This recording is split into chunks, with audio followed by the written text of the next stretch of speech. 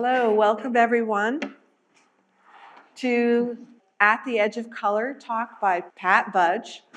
I met Pat Budge in about 2008 at Nancy Crow's Timber Crane Farm.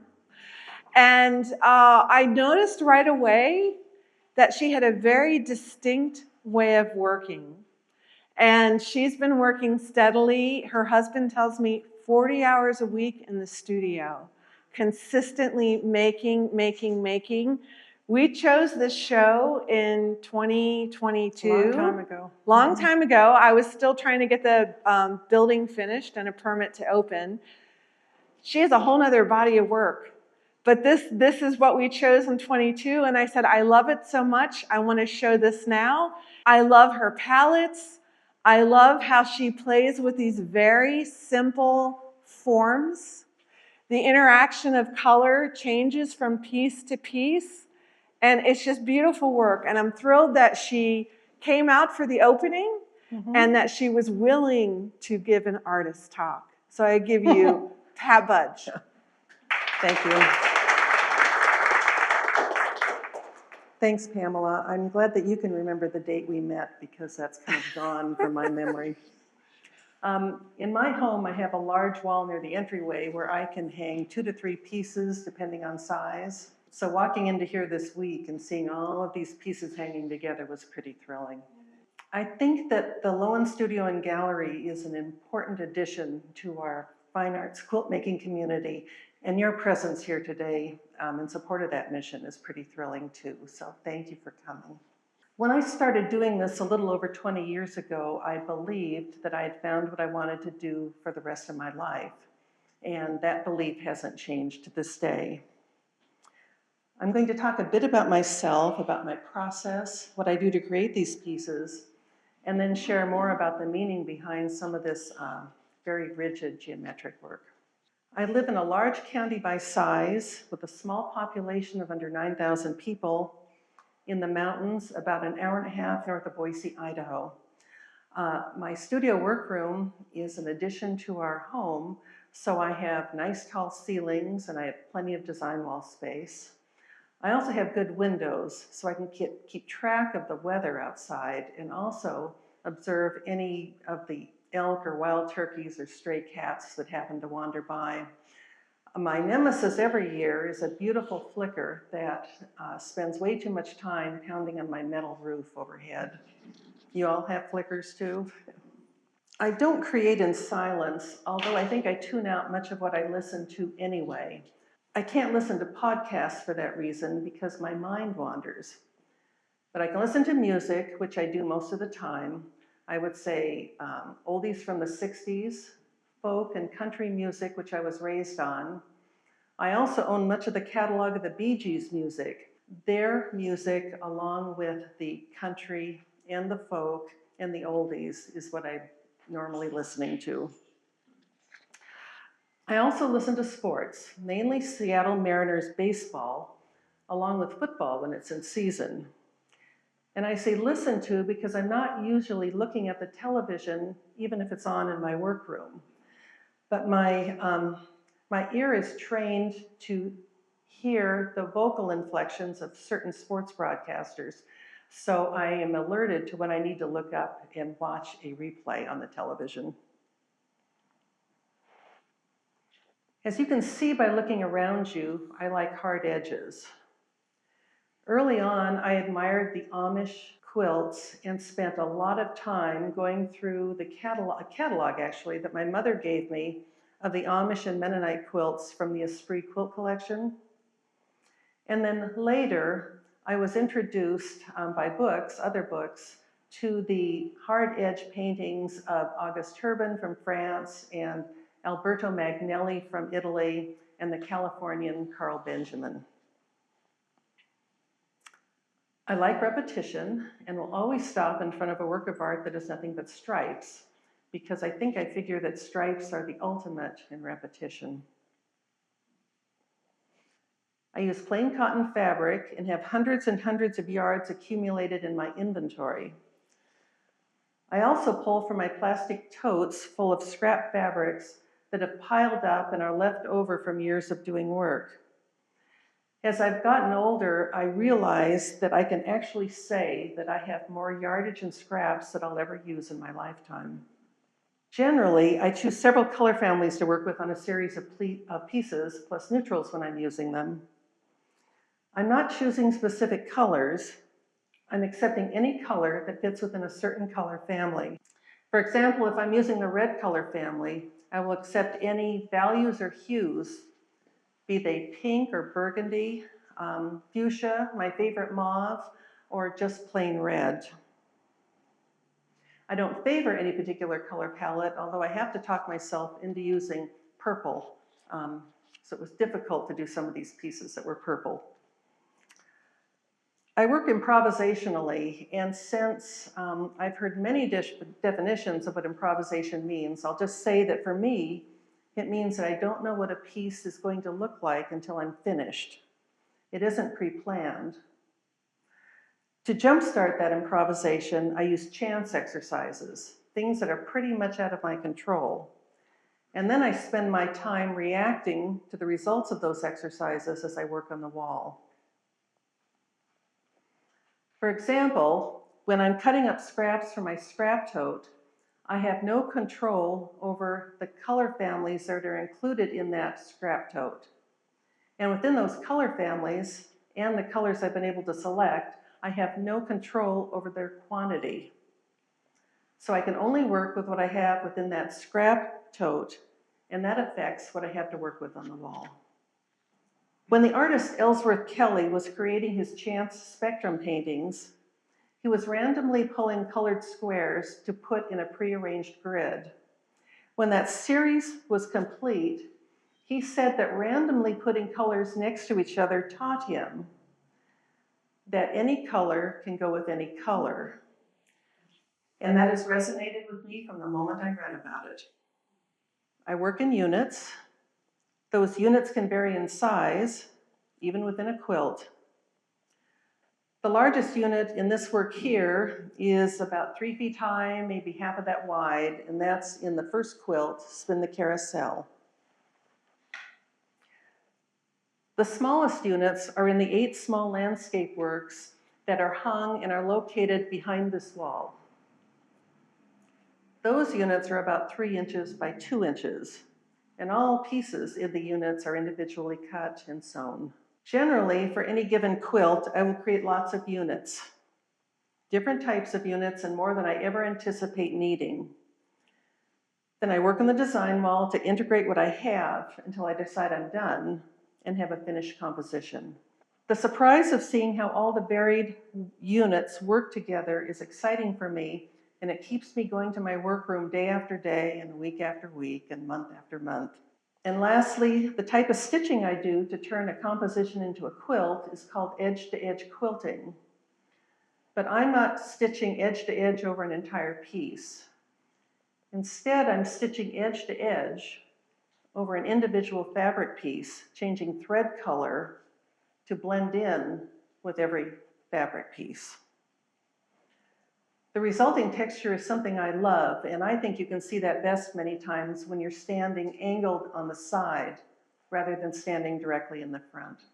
I have stories to tell about some of the quilts here, but before I do, I want to briefly mention the quilts that are not part of the stories. Weaving 3 and Weaving 10 use those little grids units in different formats. This is Weaving 3, and Weaving 10 is at the very end of this other wall. Weaving 14 and Down to Earth combine the grids units with their imagery. So this is Down to Earth. And when I say a little grids unit, I'm talking about these units. And Weaving 14 is also hung behind this wall. The 8 little landscapes were exercises in changing scale. So I have 4 stories to tell you now. The framework is the same, just the stories change. You'll see that none of my work is overtly political, like art often is. Instead, I think of these quilts as places to combine various memories. Several years ago, I was excited to come across a bit of writing that explained better than I ever could about how different memories can unite in one piece of art. It was from writer Ital Adnan, and I hope I'm pronouncing that okay, in her work titled Night, N-I-G-H-T. She wrote, and what I read was, memory sews together events that hadn't previously met. It reshuffles the past and makes us aware that it is doing so. And from a different angle, this one from writer Annie Dillard, you need a room with no view so imagination can meet memory in the dark. These 4 stories are all about sewing memories together, and the first 2 stories are about quilts in the Grid series. I've lived my whole life in the Northwest, back and forth between Washington State and Idaho, with lots of travel to visit friends and relatives in Oregon, and my son and his family in Montana. There's a lot of signage along the freeways and 2-lane highways in those 4 states. Signs that indicate that you're on the Oregon Trail route, or the Lewis and Clark Expedition route, or the one you may not be familiar with, the Nez Perce Trail route. So I'll just give you a very small bit of history. The Nez Perce Trail is a commemorative route of the Nez Perce War of 1877, when part of the tribe tried to evade the US Army that wanted to put it on a reservation it didn't want to be on. That route starts in Oregon, then goes through Idaho, Wyoming, and ends in Montana, where the Army caught up with it for the final time. Some of the group made it into Canada. The rest were taken in a Trail of Tears type march to Oklahoma, really far from their ancestral lands. When I was growing up in northern Idaho, we were very aware of the Nez Perce tribe. The Breed Association and Museum for the Nez Perce Horse, the Appaloosa, was located there. And so was the commemorative park along the Clearwater River for the Presbyterian missionary Henry Spalding. As a kid, I remember searching for and finding arrowheads along the riverbanks and seeing the pictographs on the rocks before the dams were built and the waters rose and the pictures were gone. I created 10 pieces that are tied into the Nez Perce story, and I refer to them, the whole group, as broken promises. 4 of those quilts are here. The first is at the very end of this wall. It's titled Blanket, and it refers to the trading between natives and others. The other 3 pieces are located here. The first one, starting at the end, is titled Whitebird, and was named after one of the Nez Perce chiefs. The Battle of Whitebird was fought several hours north of where I live now. The tiny town of Whitebird and the steep, curvy highway alongside it, called Whitebird Hill, were named for him. Yellowstone is the next, and is the national park you all know, and the tribe traveled through that on its way to Canada. Or I guess some made it to Canada, most stopped in Montana. The last one is Yankee Fork, which is an actual place that is located a few hours northeast of me. It's an old mining area with a terrific ghost town. And it was the discovery of gold that was often the impetus for the breaking of the treaties, along with the arrival of the railroads. These quilts were created using the brown, orange, and yellow color families, and all the forms within them are either squares or rectangles. They're all right angles. I think I'm as fond of right angles as I am of stripes. And again, these 4 pieces are examples of how my work has become a place for my memories. Another grouping of 4 pieces here out of 10 created reflects how I was feeling at the start of a new year. I was working with what I thought of as cold colors from the blue and purple color families in January of 2020. Within a couple weeks, I knew that I could designate that grouping aloneness. At the beginning of that year, 2020, my husband had left on a multi-week fishing trip to South America, arranging with a neighbor to plow out our driveway should it need it while he was away. Well, of course, as soon as he left, we were getting about a foot of snow maybe every few days. And Bob, the neighbor, was taking care of me just fine until a part broke on his tractor and no plowing was getting done. So it was cold outside. I was alone in the house. I was snowed in. And I had Robin Gibb's rendition of the old song In the Bleak Midwinter rolling through my head. And I had no clue that the aloneness I was experiencing personally would extend far and wide and even worldwide a few months later with our knowledge of the COVID pandemic. 3 pieces, titles, are self-explanatory and descriptive of that time. Aloneness 2. The other 2 are Silence and Solitude, and they're on these back walls, one on either side of the corridor. And the 4th is the very first piece on this wall, and that reflects the smallness I feel in a boat, any boat crossing a body of water. These quilts continue to rely on squares and rectangles, but I've now added diagonals to the image vocabulary. And later on, I also added in curves, which you can see in some of the little landscapes. My 3rd story is about Cathedral Rock, and that piece is also behind this wall and hung on this side. Cathedral Rock is an actual rock formation in the middle of Oregon at the John Day Fossil Beds National Monument. My daughter used to live in the area, and my husband and I would travel through now and then in order to visit her. And while we were driving through, we would marvel at these wonderful rock formations. But it was the time we drove through in the rain that Cathedral Rock came to life. Gone were the dusty colors, to be replaced by the most vivid turquoises and oranges. It was awesome. And Cathedral Rock is my memory of that day in the rain. My last story is about My Merry Men and Spin the Carousel. Spin the Carousel, and the other large pink one, My Merry Men. I consider them to be sister quilts because each reflects my feelings and remembrances on our conflicts in Iraq and Afghanistan. And as you can see, the units in My Merry Men are much smaller than those in Spin the Carousel. My Merry Men began with a folk song I remember growing up, and I suppose many of you do too, Pete Seeger's song, Where Have All the Flowers Gone? And specifically about flowers and young girls and husbands who end up as soldiers, who end up in graveyards.